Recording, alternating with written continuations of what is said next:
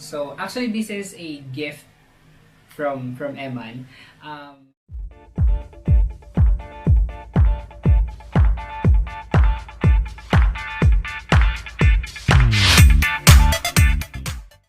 Hi guys, welcome back to the channel. So for today's video, it's unboxing time.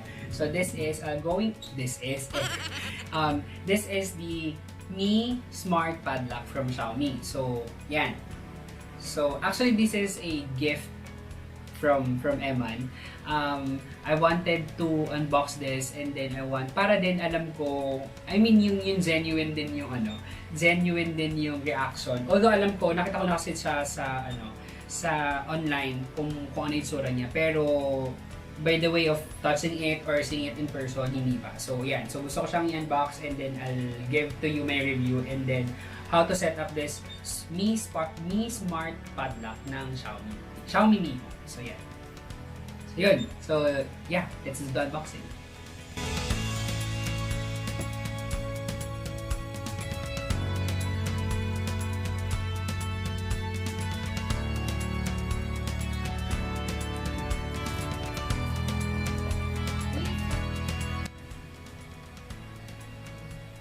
Tagal bumaba. Ang tagal bumaba. Woo! Yeah, ito siya. Mabigat Mabigat. Mabigat. Tapos, yeah, this is the actual padlock. And then, so what's in the box? So you have your charger, micro USB charger, and then smart lock. So that's it. Yun yung nasa box. So this is your manual. So kailangan natin ng manual kasi hindi natin alam kung paano siya gagawin. So yeah. So I'll get ito manual, the padlock, and this one. Yun yung laman ng box. So I'll get back to you kung paano siya i-set up. I-set up ko muna siya on my own and then I'll teach you on how to set up this up. Thank you. Ay, hindi pala thank you. So, yun. So, ito. So, i-set up natin siya. Actually, na-set up ko na siya and then I'll show to you how to set this up. So, main muna is yung parts ng smart lock. So, you have your lock pin. Ito. You have your indicator light. You have your fingerprint sensor. And then your micro USB port. Yan. So by default, lahat ng fingers can unlock this smart lock. So like for this one, for example. So yan. So yun. So ito tapos ito. Yan. So hindi ko alam kung magre-register siya dun sa pero yung light na to, kapag nag-unlock siya is color blue. So, since by default, lahat ng fingers is pwedeng i-unlock siya. So, syempre, lock nga siya. So, kailangan personalize or your own fingerprint yung lock niya. Or yun, for example. So, how to set this up using your administrator fingerprint registration. So, first is after unlocking, press and hold fingerprint module for 8 seconds until the blue light is always on. So after unlocking, unlock muna. And then press and hold the fingerprint module for 8 seconds until blue light is always on. So hold natin.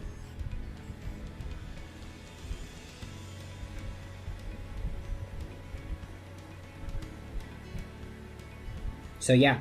So naka always on na yung blue light. So that's blue light Yan. And then press the same step number 2 is press the same fingerprint and start registration. The green light will flash once. Yon, the green light. So pag nag-green light na siya, press the same fingerprint for 5 times. 1 2 3 4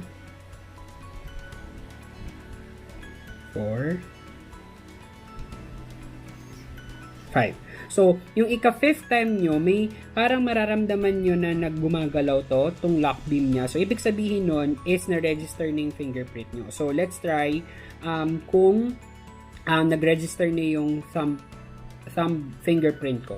So, i-unlock ko ulit siya, then I'll unlock. Yun. So, yun na-register na yung thumb ko. So, tingnan natin ha kung magla-lock siya. Mag-unlock. So, wala. So, yun. So, nakikita nyo, naka-red siya.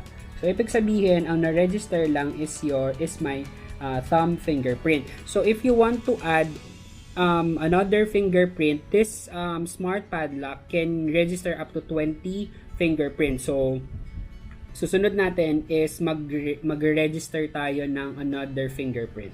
So, your steps will be, after unlocking, press and register administration fingerprint for 5 seconds until the blue light is on. So, unlock. Yan. And then, press ulit for 5 seconds.